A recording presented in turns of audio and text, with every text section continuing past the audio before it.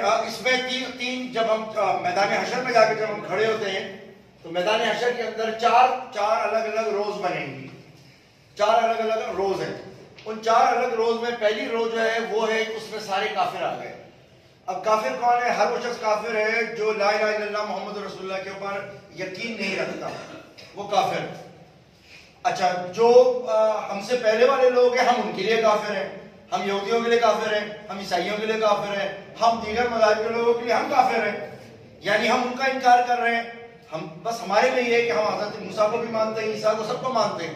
وہ کیا کرتے ہیں؟ وہ صرف سب کو مانتے ہیں مگر رسول اللہ کو نہیں مانتے، تو ہمارے لیے وہ کافر ہیں. تو ایک لائن ان کی جو ہے وہ تو سیدھا چلی گئی آپ کی الگ جگہ کے اوپر، جس کو ہماری زبان میں جہنم لفظ کہا جاتا ہے، کہ وہ آپ سارے جہنم کی سائڈ کے اوپر نکل گئے.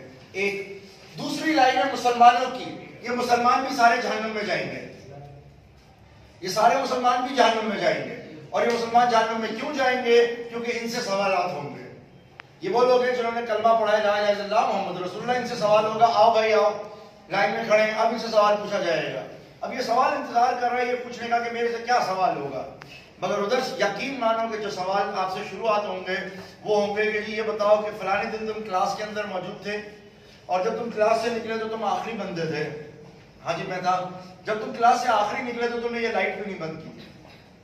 اب تم سوچے گئے ہو خدا جانے میرے سے کتنے بڑے بڑے سوال ہونے والے ہیں، مگر بنیادی سوال تم نے یہ لائٹ کیوں نہیں بند کری.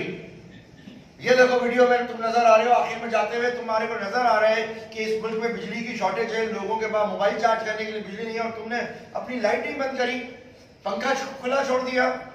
ہوٹل میں تم کھانا کھا کے نکلے اور تمہاری ٹیبل کے اوپر کھانا گرا، تم نے کھانا نہیں کھایا، اور باہر تم نے 3000 کا کھانا کھایا، باہر تم سے 10 روپے کسی غریب کو نہیں دیے گئے. اس سزا کی، اس جرم کی سزا میں تمہارے کو 3,580,000 سال کی سزا.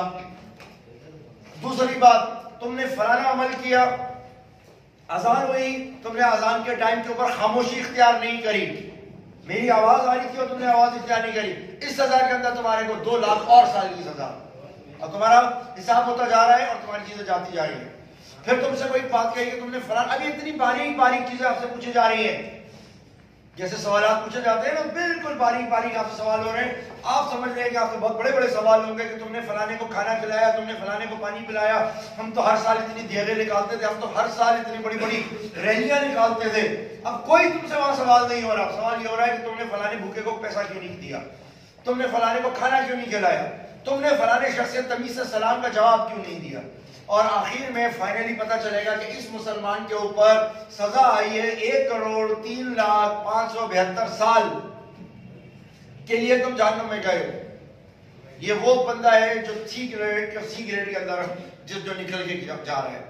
سی گریڈ کا تھا، اس سے سوال ہوتا ہے. بالکل اسی طریقے سے جب آپ اپنی ڈگری لے کے کسی کے پاس جاؤ گے، کسی کی کمپنی میں، وہ آپ کی ڈگری دیکھے گا. اگر آپ سی کلاس میں ہو تو وہ آپ سے سوالات پوچھے گا.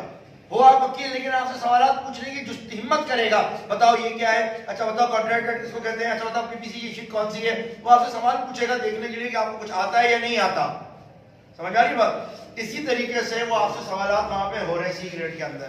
اس کے بعد باری آتی جائے، یہ جہنم میں چلے گئے، مگر کتنے 1 کروڑ سال کی سزا بھگتی. یہ یاد رکھو چونکہ اس نے کلمہ پڑھا ہوا ہے تو یہ فائنلی اپنی سزا مکمل کرنے کے بعد دوبارہ جنت میں ضرور آ جائے گا. سزا چونکہ اس نے کی ہے تو یہ جنت میں دوبارہ آ جائے گا. لیکن جب یہ جنت میں آئے گا تو ایک تو جنت کے بالکل نچلے درجے میں ہوگا، جنت کے نچلے درجے میں. دوسرا اس کے اوپر ایک نشان لگا ہوگا جسے پتہ چلے گا کہ یہ جہنم سے ہوتا ہوا آیا ہے.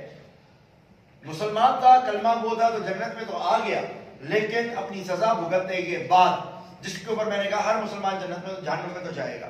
اس کے بعد باری ہے مومن کی. جب مومن سے پوچھا جائے گا کہ آؤ مومن، تو مومن سے آئے گا یہ بی کلاس میں پاس ہوا ہوا ہے. اس سے پوچھا جائے گا ہاں جی تو آپ نے یہ بتائیے کہ فلانے وقت کے اندر ایک نماز تھی، آپ بڑی جلدی میں نماز پڑھ کے نکل گئے. ویسے تو آپ بہت ٹائم دیتے ہیں ہر چیز میں، مگر نماز میں آپ نے اتنا کم ٹائم کیوں دیا؟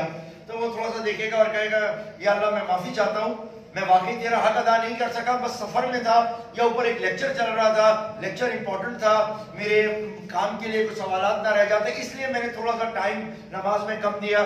اللہ ایک دم ہے تو حقوق اللہ کا معاملہ ہے، چھوڑ دو. اللہ اس سے تھوڑے موٹے سوالات، چھوٹے موٹے سوال کر کے مومن کو کہے گا سیدھا جنت میں چلے جاؤ. مومن چھوٹے موٹے جواب دے کے جنت میں جائے گا، اس کا کوئی وہ نہیں ہے، سیدھا جنت میں نکل جائے گا چھوٹے موٹے سوال دے کے۔ اس کے بعد اگلی لائن جو ہے متقیوں کی ہے، متقیوں کو بلایا جائے گا، اور جب فائل آئے گی کہ جی یہ متقی ہے تو اللہ کہے گا اس کو سائڈ پہ رکھو، بولے جانے دو ان کو۔ متقی فوراً نکل جائیں گے۔ اور متقی کون ہے؟ تقوی والے۔ متقی کون ہے؟ وہ جس کے کہا جاتا ہے متقی وہ ہے جو خاردار تاروں میں خاردار کانٹے ہیں اس کے اندر اپنے آپ کو، اپنے لباس کو سمیٹ سمیٹ کے جو چلتا ہے اس کو متقی کہتے ہیں۔ یعنی اس دنیا کے اندر اتنی خاردار تاریں ہیں، اتنی ہمارے آپشنز ملتے ہیں غلط کام کرنے کے، برے کام کرنے کے، اور یہاں اگر ہم اپنے آپ کو بچا بچا کے نکال دیں تو وہ شخص جو ہے اس کو ہم کہتے ہیں متقی۔ تو جس شخص نے اپنی زندگی اس تقوی کے اوپر یاد گزاری ہوگی اس کو کوئی جواب نہیں دینا پڑے گا، ہم دیکھیں گے کہ وہ انشاءاللہ بڑے آرام سے وہاں سے کراس کر جائے گا۔ تو یہ 4 لائنیں، پہلی لائن سیدھا جہنم میں، دوسری جہنم میں جائے گی، سزا بھگتے گی، پھر جنت میں آئے گی، جس کو مسلمان کہیں گے۔ مومن انشاءاللہ تعالیٰ ڈائریکٹ جنت میں جائے گا۔ مومن کیا ہے؟ سورہ مومنون کی 11 آیتیں ہم آگے پڑھیں گے، اس میں سامنے آ جائیں گی۔ اور متقی یہ بندہ اس بغیر حساب کتاب کے انشاءاللہ تعالیٰ جنت کے اندر داخل ہو جائے گا۔ سمجھ میں آ رہی ہے بات یہ والی چیز؟ اس کے بعد پھر جنت، اور اس کے بعد جنت کے آگے کے مراحل۔ سر آج میں ایسی ہی نہیں ہے۔